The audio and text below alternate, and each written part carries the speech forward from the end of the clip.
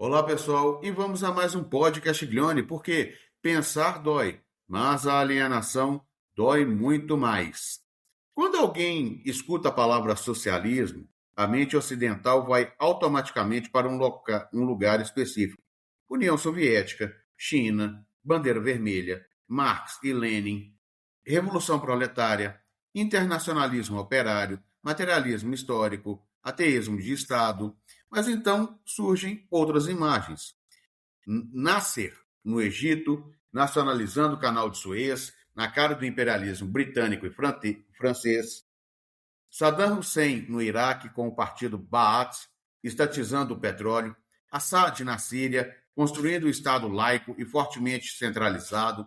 Gaddafi, na Líbia, com seu livro verde, falando de terceira via universal. E muita gente pergunta, mas espera, isso também era socialismo? Sim, mas não o mesmo socialismo. E confundir os dois produz exatamente o tipo de análise que a mídia ocidental adora. Tudo vira ditadura socialista. Ninguém entende nada.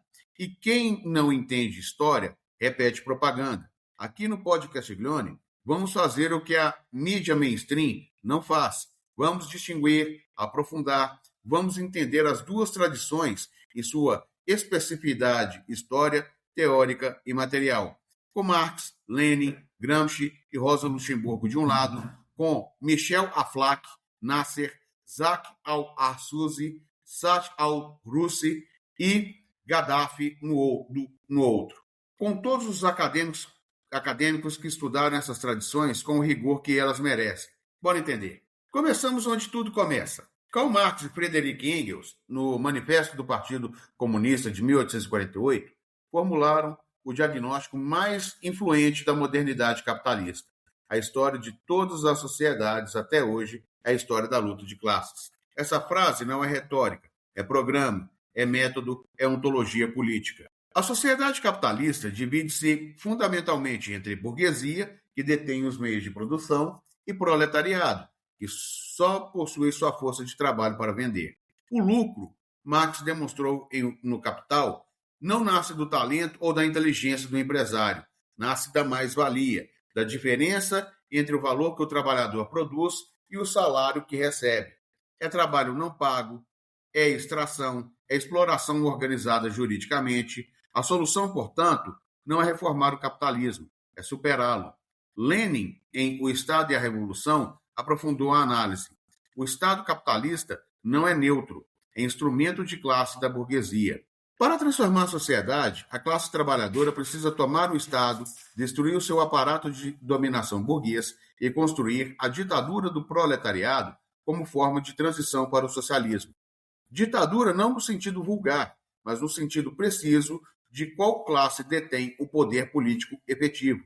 Rosa Luxemburgo, no livro A Revolução Russa e também no livro A Reforma ou Revolução, acrescentou a dimensão crítica que o leninismo oficial muitas vezes silenciava. A Revolução Socialista não pode ser apenas conquista do poder estatal, precisa ser a expansão permanente da democracia de massas, da consciência coletiva e da auto-organização dos trabalhadores. Sem isso, a ditadura do proletariado degenera em ditadura sobre o proletariado. Gramsci, em Os Cadernos do Cárcere, deu um salto teórico que transformou o marxismo do século XX. O problema da revolução não é apenas o poder, é a hegemonia.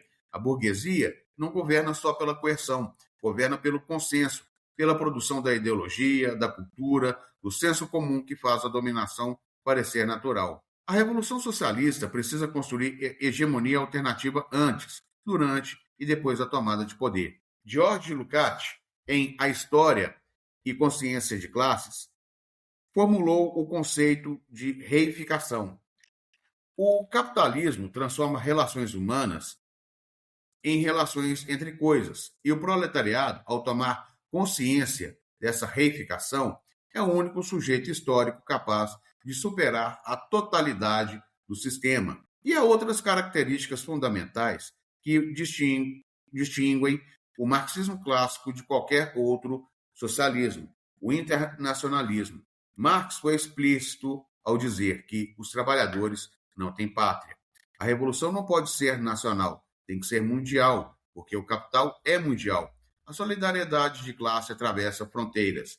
A Internacional Operária não é figura de estilo, é projeto político concreto. O materialismo e o laicismo. Marx diagnosticou a religião como ópio do povo, não como um simples insulto, mas análise precisa. A religião fornece consolo para o sofrimento real que o capitalismo produz. É a ideologia que mistifica as relações de exploração, promete compensação no além e desativa a revolta no aqui. Historicamente, o marxismo clássico foi laico e frequentemente ateu, não por preconceito filosófico, mas por análise de como a religião funciona como aparato ideológico de dominação. Althusser, em Ideologia e Aparelhos Ideológicos de Estado, colocou as igrejas explicitamente entre os aparelhos que reproduzem as relações de produção capitalistas. Esse é o socialismo marxista-leninista, europeu em sua origem, industrial em seu contexto, operário em seu sujeito histórico, internacionalista em seu horizonte, materialista em sua filosofia e laico, muitas vezes ateu, em sua relação com a religião. Agora, mudaremos completamente o cenário. Não estamos mais em Manchester, não estamos mais em Petrogrado, estamos no Cairo de 1952, em Damasco de 1963, em Bagdá de 1968, em Trípoli de 1969, em Argel de 1962. Países que não viveram a Revolução Industrial Europeia, países que viveram décadas ou séculos de colonialismo britânico, francês, otomano, que drenaram suas riquezas, destruíram estruturas sociais e humilharam civilizações milenares. Para entender o socialismo árabe, precisamos começar com Frantz Fanon. Em Os Condenados da Terra, Fanon, martinicano que lutou pela independência da Argélia e formulou que o marxismo europeu clássico não havia formulado adequadamente. Na periferia colonial, a contradição principal não é entre burguesia e proletariado, é entre nação colonizada e metrópole imperial. O proletariado europeu e o lumpenproletariado colonial têm experiências completamente diferentes da exploração capitalista e precisam de estratégias diferentes. O socialismo que nasce nesse contexto é necessariamente nacional antes de ser internacional.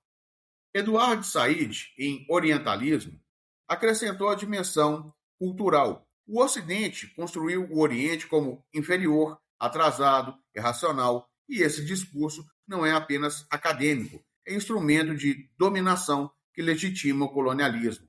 Os movimentos de libertação nacional árabe não estavam apenas combatendo o imperialismo econômico, estavam reconstruindo a subjetividade árabe contra séculos de desumanização orientalista.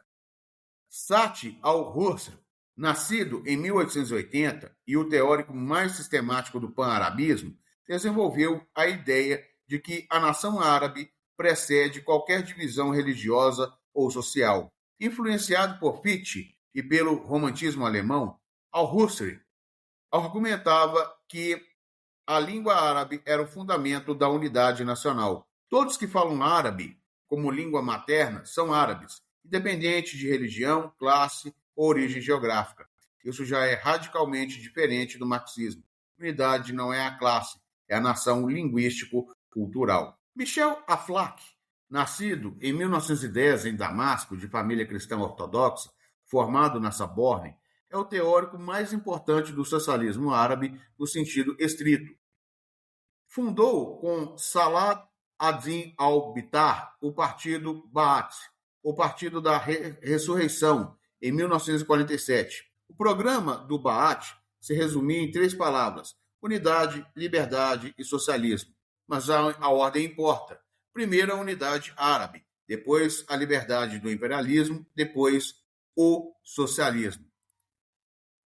O socialismo é o meio e não o fim. É um instrumento para realizar a ressurreição da nação árabe, não projeto de transformação das relações de produção. Aqui está a diferença fundamental com o socialismo marxista-leninista. Para Marx, o socialismo é a superação das relações de exploração capitalistas, uma transformação estrutural das relações de produção. Para O socialismo é justiça distributiva dentro de uma nação soberana, não a abolição da classe privada, não a ditadura do proletariado e não o internacionalismo de classe.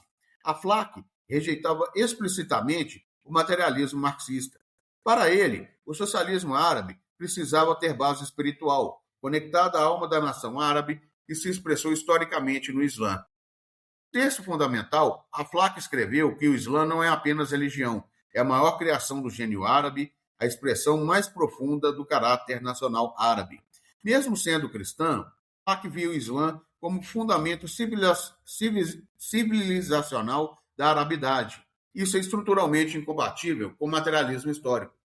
Zaki al-Arzuzi, outro cofundador intelectual do batismo, radicalizou mais ainda essa dimensão. Para al-Arzuzi, a questão da língua árabe era quase mística.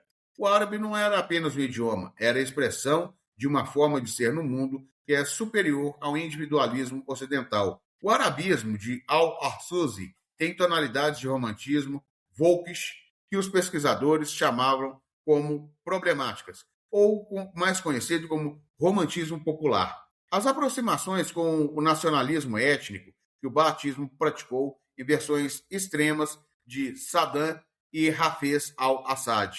O historiador britânico Patrick Seale, em Assad, a luta pelo Oriente Médio, documentou como o baatismo sírio foi gradualmente transformando sua base ideológica pan-árabe numa estrutura sectária onde a minoria alauíta controlou o aparato do Estado sob o verniz do socialismo árabe laico. Agora, falar sobre Nasser e o nasserismo é um socialismo como a estratégia anticolonial. E o Gamal Abdel Nasser foi o líder que mais ampliou o socialismo árabe da teoria à transformação concreta do Estado. Nascido em 1918, foi oficial do Exército, Nasser liderou o golpe dos oficiais livres em 1952, que derrubou a monarquia corrupta do rei Farouk, aliado da Grã-Bretanha. O ato mais dramático de sua era foi a nacionalização do Canal de Suez em 1956, que provocou a invasão tripartite de Inglaterra, França e Israel. Nasser resistiu e venceu diplomaticamente com o apoio da União Soviética e dos Estados Unidos, que naquele momento não queriam ver o imperialismo europeu restaurado. O nasserismo pode ser compreendido através de algumas categorias que o acadêmico egípcio Anwar Abdel Malek, em Egito, Sociedade Militar, analisou com rigor. O Egito de Nasser realizou reforma agrária, desapropriou latifúndios e distribuiu terra aos camponeses. Realizou nacionalização industrial. As grandes empresas e a banca passaram ao controle do Estado. Construiu o estado de bem-estar social, saúde e educação públicas gratuitas. Liderou o movimento dos países não alinhados, junto com Nehru da Índia, Tito da Iugoslávia e Sukarno da Indonésia, construindo a terceira via entre o capitalismo americano e o comunismo soviético. Mas Nasser não era marxista. Sua definição de socialismo era, como ele próprio formulou, suficiência e justiça. Suficiência. Todos devem ter o suficiente para sobreviver com dignidade. Justiça. A riqueza nacional não pode ser monopolizada por interesses estrangeiros ou por uma oligarquia doméstica. Essa definição é profundamente diferente da abolição da mais-valia e da socialização dos meios de produção. É distributivismo anticolonial e não marxismo. O Bassam Tibi, sociólogo sírio-alemão e um dos acadêmicos mais rigorosos sobre o nacionalismo árabe, escreveu no livro Nacionalismo Árabe, entre o Islã e o Estado-nação, como o nasserismo funcionou como o bonapartismo árabe. Nasser apareceu como uma figura acima das classes, em cima da nação e contra o imperialismo, exatamente no momento em que nenhuma classe social árabe conseguia construir hegemonia estável. Marx, no 18 Brumário, identificou esse mecanismo com precisão. Quando as classes sociais se bloqueiam mutuamente, o Estado assume autonomia relativa através de uma força que pretende estar acima de todas. Nasser foi esse Bonaparte, genial e contraditório, anti-imperialista e autoritário, modernizador e repressor da esquerda marxista, que poderia ter aprofundado as relações. Muammar al-Gaddafi representa a tentativa mais original e mais excêntrica de construir uma síntese entre socialismo, islamismo e democracia direta. Nascido em 1942, numa família tribal nômade, Gaddafi liderou o golpe que derrubou o rei Idris da Líbia em 1969. Seu livro Verde, publicado em 1975, é o documento mais incomum da tradição socialista árabe. Gaddafi rejeitava explicitamente tanto o capitalismo quanto o comunismo. O capitalismo explora através da propriedade privada, o comunismo explora através da burocracia estatal que substitui o capitalista. A alternativa seria a Jamahiriya, o Estado das massas, onde o poder é exercido diretamente pelos comitês populares, sem representação parlamentar. Na prática, sabemos o que isso significou, mas teoricamente, Gaddafi tentou criar uma síntese de três elementos: nacionalismo árabe, o pan-arabismo como horizonte político, o islamismo social, o Islã como fundamento ético do socialismo, não como teocracia, a democracia direta, a abolição dos partidos políticos, que Gaddafi via como instrumento de divisão do povo. O estudioso Ronald Bruce St. John, no livro Líbia, da colônia à independência, e Dirk van der Waal, em História da Líbia Moderna, documentaram as contradições profundas do sistema gadafista. O Estado redistributivo líbio, financiado pelo petróleo, realizou avanços reais em saúde e educação. Mas a democracia direta era, na prática, autoritarismo personalista disfarçado de participação popular. O que os distingue do marxismo é novamente a questão do sujeito histórico. Para Marx e Lenin, o sujeito é a classe trabalhadora organizada. Para Gaddafi, o sujeito é o povo árabe como totalidade, em que as divisões de classe são secundárias à unidade nacional e religiosa. Agora precisamos sistematizar as diferenças com a precisão que a teoria exige. Primeira diferença, o sujeito histórico. O marxismo-leninismo tem como sujeito o proletariado, definido pelas relações de produção, pela posição na estrutura econômica. O socialismo árabe tem como sujeito a nação árabe, definida pela língua, pela história, pela cultura e pela resistência ao colonialismo. Para Lenin, a revolução é feita pela classe trabalhadora, liderada pelo partido de vanguarda. Para Nasser e Aflaq, a revolução é feita pelo povo árabe, liderado por oficiais patrióticos ou pelo Partido Nacional. A segunda diferença é a relação com a propriedade privada. O marxismo-leninismo quer abolir a propriedade privada dos meios de produção, socialização das fábricas, dos bancos e da terra. O socialismo árabe aceita a propriedade privada, quer apenas nacionalizar os setores estratégicos que estavam sob controle estrangeiro. Não é socialização, é soberania econômica nacional. Terceira diferença, internacionalismo versus pan-arabismo. O marxismo-leninismo é internacionalista. A solidariedade de classe atravessa fronteiras nacionais. O socialismo árabe é pan-arabista. A solidariedade é entre os povos árabes, não entre as classes trabalhadoras de todos os países. São projetos de universalidade completamente diferentes. A quarta diferença é a religião e laicismo. O marxismo-leninismo é materialista e laico. A religião é a ideologia que mistifica as relações de exploração. O socialismo árabe dialoga com o Islã, vê a religião como expressão da identidade civilizacional árabe, como fonte de valores da justiça social, como resistência histórica ao colonialismo. O acadêmico Albert Hourani, em História do Povo Árabe, um dos estudos mais influentes sobre o mundo árabe moderno, mostrou como a relação entre Islã e modernidade política no mundo árabe nunca se resolveu nos termos da secularização europeia, porque o colonialismo impediu o desenvolvimento autônomo das instituições que na Europa haviam produzido a separação entre igreja e Estado. A quinta diferença é a base social. O marxismo-leninismo nasce no movimento operário, nos sindicatos, nas lutas de fábrica. O socialismo árabe nasce entre oficiais militares de classe média, intelectuais universitários e quadros de Partido de Libertação Nacional, não no proletariado industrial. O Rana Batato, historiadora palestina formada em Harvard, autor do movimento A Velha Classe Social e os movimentos revolucionários do Iraque, documentou como o Partido Baath no Iraque foi progressivamente capturado por frações da pequena burguesia rural e sunita de origem tribal, que usou a ideologia socialista pan-árabe para construir a dominância de Estado das classes urbanas e não para emancipá-las. Bom, aqui está o caso que prova a regra por contraste.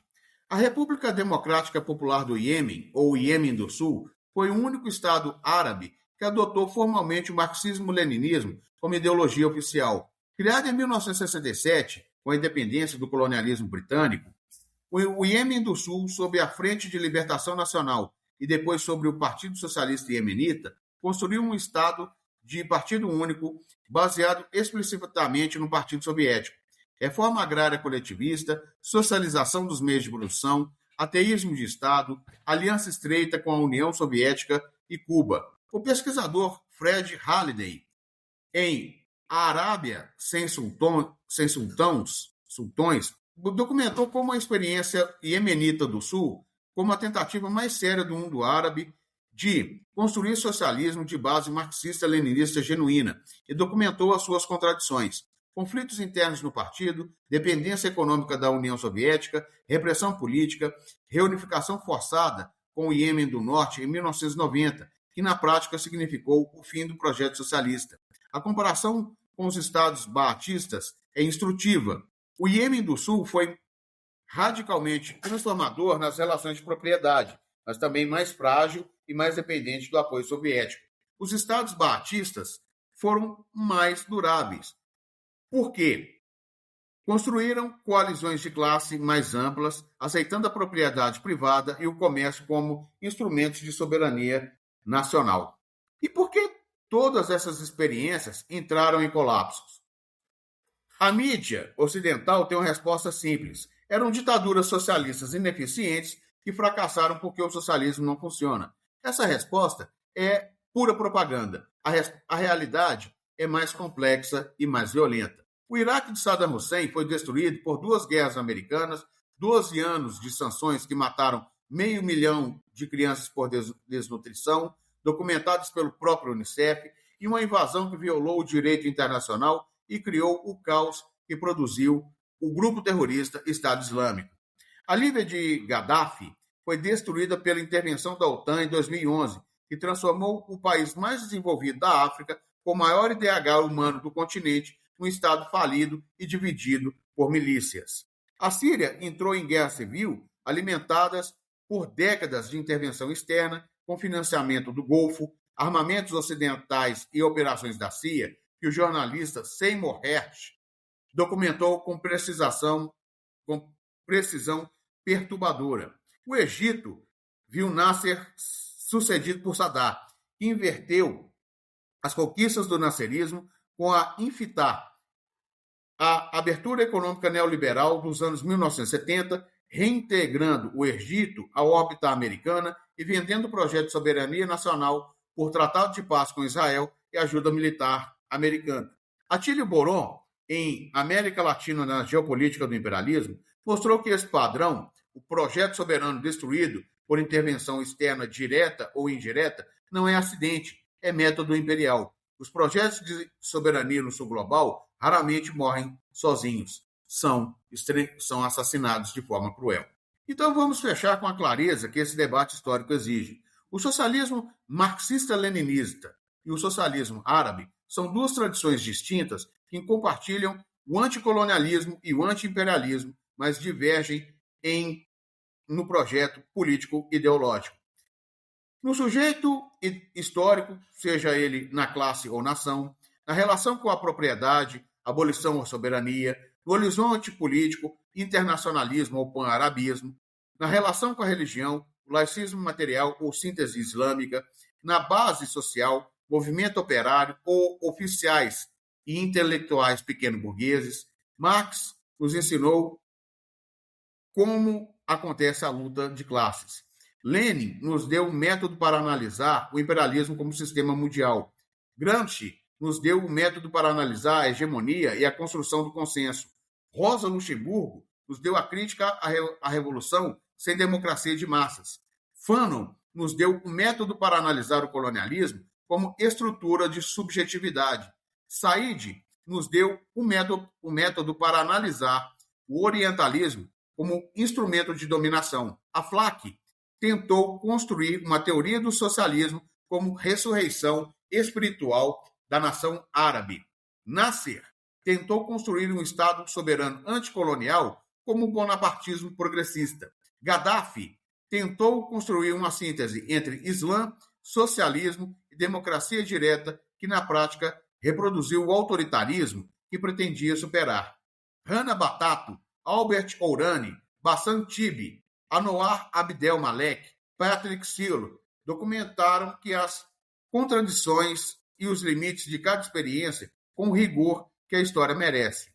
Nenhuma dessas experiências foi simplesmente ditadura socialista que fracassou. Foram tentativas reais, contraditórias, autoritárias, em muitos casos, mas reais, de construir soberania no mundo árabe contra o imperialismo colonial e neocolonial, e foram destruídas por uma combinação de contradições internas e intervenção externa sistemática.